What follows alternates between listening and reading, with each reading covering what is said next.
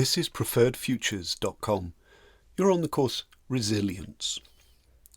Lesson 2, Building Resilience. As mentioned in Lesson 1, some people have a high natural capacity to bounce back from difficulties, while others seem more sensitive to adversity. But there's good news. Whatever your baseline resilience is, it can be increased. Learning about resilience and intentionally practicing it can make you stronger and more confident for each challenge you encounter. And when you master challenges, you develop new skills and new ways of dealing with life.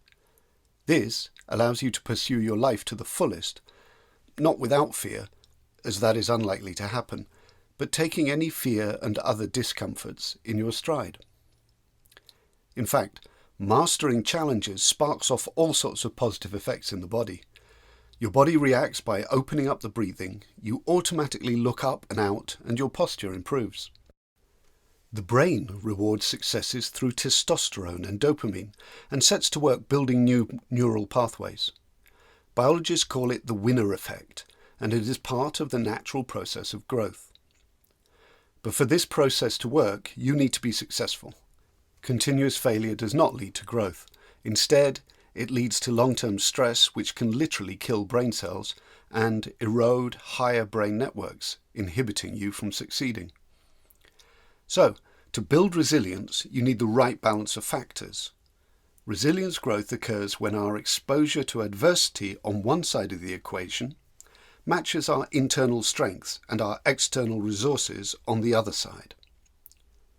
If we want to build our internal resilience through experiencing success, then this needs to take place in a supportive enough environment to avoid failure. As Michael Unger, the director of the Resilience Research Centre at Dalhousie University in Halifax, says, it's about what the world does around us to bring out our best. To program our minds to be resilient, we can deliberately create situations in which we set achievable goals and then fully appreciate a sense of mastery once we achieve those goals. You've probably heard the saying, you can't stop the waves, but you can learn to surf, which is a great mindset to have. Unger agrees, but points out it's a lot easier to learn to surf if you also have a surfboard, a coach, and a lifeguard. Moving away from metaphors onto what helps us succeed in everyday life, Unger posits 12 pillars of resilience. These work in different measures depending on the individual, their situation, and the social context. What is interesting to note is that 7 of these are external and what we would normally consider to be support mechanisms. Love from others, supportive relationships, belonging and culture, rights and responsibilities, basic needs, physical well-being, and financial well-being. Only 5 apply to what Herbert Hoover back in 1928 would describe as rugged individualism. One of those, positive thinking, is covered in Lesson 4, and there will be more on setting achievable goals in Lesson 5.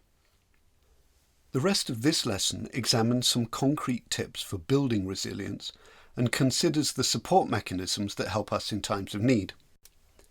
Then Activity 3 focuses in particular on the benefits of social networks, as these bring many benefits in terms of resilience.